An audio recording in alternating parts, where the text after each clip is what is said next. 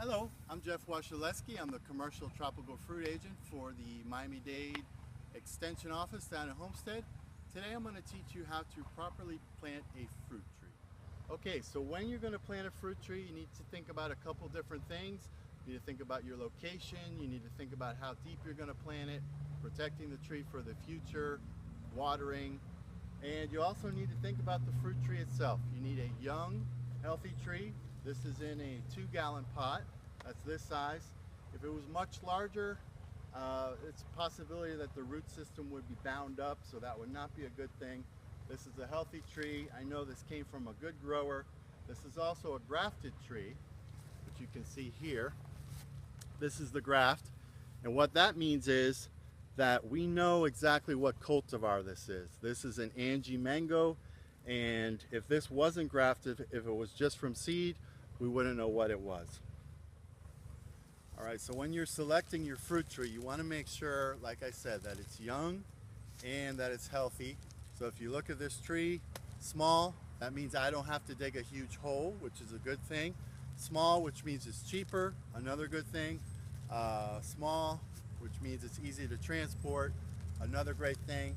And then also, you can see the leaves, very green, very healthy. Nothing wrong with this. If I saw that this trunk was much bigger, then I would suspect that the root system might be bound or wrapped up inside of the pot here. You can see that we have a good root system here. This again is a mango tree, which mango roots, some of the young ones are typically black, so that's okay that these are black. Some other fruit trees that would not be a good thing, but you don't see any roots wrapping around here. You don't see any girdling of the roots, so that's a very good thing. All right, so another thing we need to think about with our fruit trees is location. Okay, that's very important. You're going to plant your tree once, and you only have one shot to get that planting right. You only have one shot to choose a good location. For fruit trees, they need a lot of sun. They need full sun. So if you have your tree on the north side of your house where it's getting shade, or on the north side of something, a larger tree, like an oak tree or a mahogany, then that shade is going to shade your little fruit tree, and that's not, you can grow a good green tree, but you're not going to get fruit. You're not going to have the power of the leaves through photosynthesis to make the sugars, to make the fruit sweet, and to have the power to at least flower, which of course will bring the fruit. So I've chosen this location for this young fruit tree. It's going to go here because plenty of sunlight. That's what you need for your young fruit trees and for your older trees. And you also need to think, this tree is not going to stay this size forever, okay? With pruning, we can keep it at a good 12 by 12 or 15 by 15 feet. So I need to think, you know, it's going to be that big eventually. So on each side of this tree, I need at least 8 feet on each side, and that's what I have in this location, so we're going to plant it right here. All right, so after we've chosen our healthy fruit tree, our good cultivar, and our location, next step we have to do is dig the hole. In South Florida, you only need 2 tools, and that is a shovel and a pick here, a mattock. So the reason for that is our soil is limestone. All right. So what I need to do here, if you see all this grass, this St. Augustine, and this mix of weeds, I need to get that out. Because if I leave some of that, that's going to come through my mulch and it's going to get next to my tree, and that's going to be bad for the future. So the hole is only going to be just a little bit bigger than the container, but I'm going to come out a little wider as far as getting the grass and the weeds out of the way. So what I'm doing is I'm just getting under a little bit, just chipping that out. And I want to leave all the soil here. I don't want it to get away from the hole, because this native soil is going to go right back in the hole. So I'm just coming across the top, just getting out the grass and the weeds.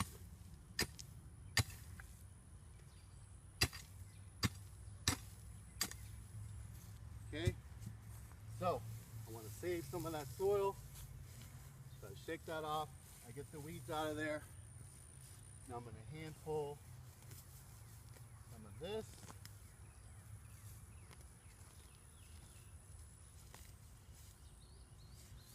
Okay, now the planting area is ready. Okay, now I'm going to dig the hole. Remember, this is South Florida, so we get rid of that. I'm going to dig it right here.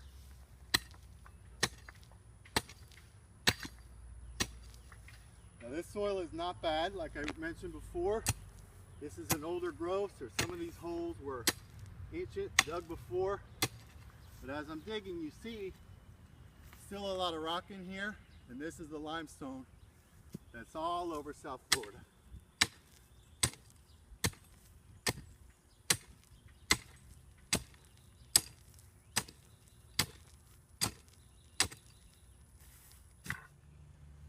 All right, so you notice I dug the hole slightly bigger than the container. Now, when this tree goes in the hole, it needs to be at the proper level. And what that means is,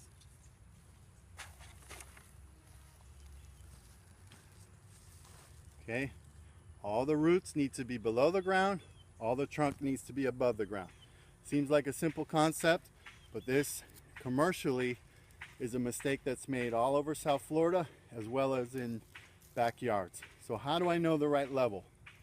Typically the nurseryman has your tree at the right level, but sometimes they don't. So what I do is I check with my finger like that, and I look for that first little lateral root. And you see that? So that tells me that this tree in the container is at exactly the right level.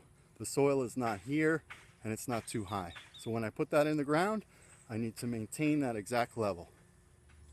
All right, so this is a 2 gallon, or 3 gallon is another good size. 1 gallon, I think if you're a good grower, you can do that.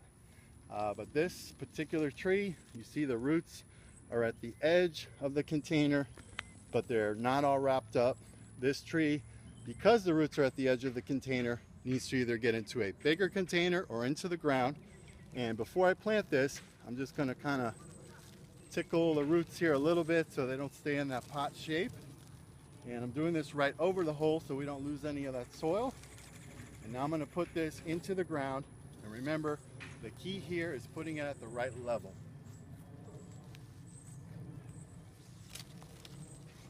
So I put that in there, and I can see my soil level is about here when I make that line. So this is probably just a hair too tall. So what do? Do I throw all this soil in there? No. What I'm going to do is make sure I have it at the right level. I'm going to pull some of this soil out.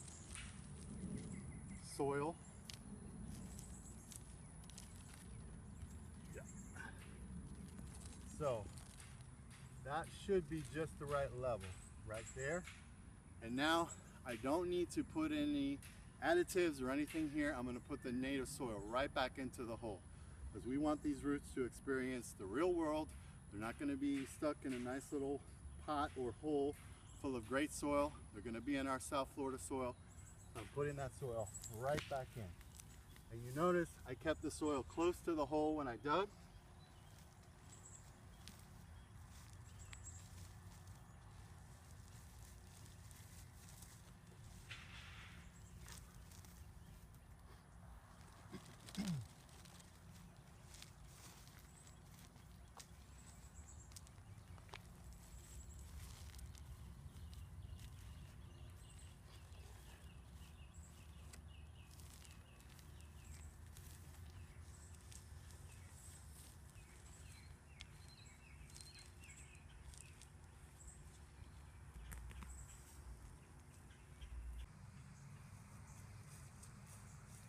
Okay, so we have our tree at a good level. We have a good location. Next step is to mulch. Okay, there's numerous reasons why you would want to mulch. My number one reason is to protect this young tree from weed whacker guy. Okay, whether it's you, whether it's a crew, no matter who it is, you need to protect this tree from getting hit by the string trimmer. Okay, so we're going to put a nice circle of mulch around here, and that's also going to help us with this little bit of lower level that we have here. All right, now this tree needs to be mulched. I have here some tree trimmer mulch. I think this is excellent mulch. It's a mix of leaves and twigs and branches, just the kind of stuff you would find falling into a forest. The amount of mulch that I use is a little more than most people because I like to create a good barrier around the tree. And I think 1 bag or 2 bags of mulch will be plenty.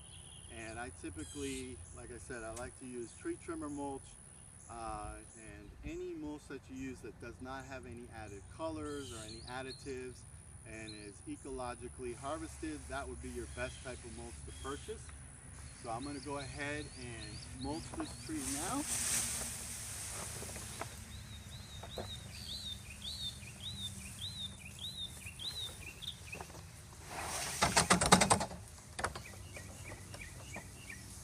All right, and remember, we don't want the soil next to our trunk. We don't want the mulch next to our trunk either.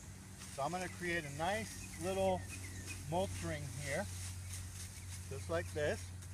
It's going to look like a donut when I'm done.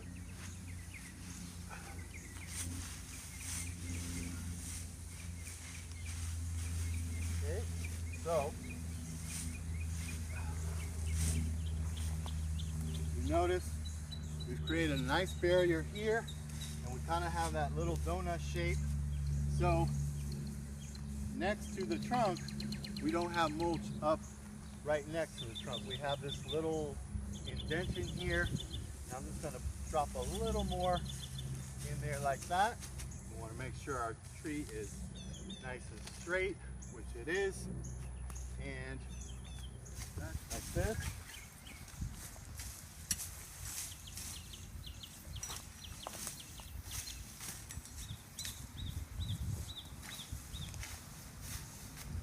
All right, now that tree is protected. A weed whacker is not going to get in there. A lawnmower is not going to run over it. If it does, it would run over the edge of the mulch. And one thing you need to do is if any weeds pop up within this area, you need to hand pull them. Otherwise, weed whacker guy is going to try to get in there to get those weeds. All right, now this tree is only a few feet tall. We saw the roots. So this does not really have a danger of falling over. So what I'm going to do is I'm going to take out this bamboo stake. I'm going to remove it. If you remove it, the gentle wind will help to stiffen this tree and make it to grow strong. If you keep that stake in there, the wood is not going to form well enough. And also, these little tree tapes here, as the tree gets bigger, that can squeeze and girdle your tree. So I'm going to remove that. All right, so we have our tree in the ground, good location, protected with mulch, good level, everything's just right. Final step, that tree needs to get water. Even if the root ball already was watered in the container, we want to get those old root or new roots in the plant to touch the new soil. So I'm going to take some water here. This is a 5-gallon bucket, so this is just about the right amount. And if you have a hose, you can just kind of put the hose on it for a little bit. And what I like to see there is as I pour in the water, it goes straight down, it's not pooling, and our level of our tree is still in good shape. So this tree is 100% planted and perfect. So today we learned how to properly plant a young fruit tree. We have a good healthy plant. We have a location that's going to get sun, and even as this tree grows, it's not going to be shaded out. We have it at the proper level, very important. We have good protection with this mulch. The mulch is at the right level. It's watered. This tree has a bright future.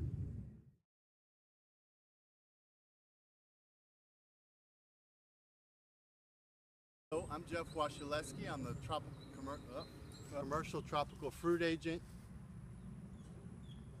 for Miami-Dade County, and we're here at the Miami-Dade Extension Office. You can go ahead and pan to it if you want. We're here in the Learning Grove behind the Homestead Extension Office, and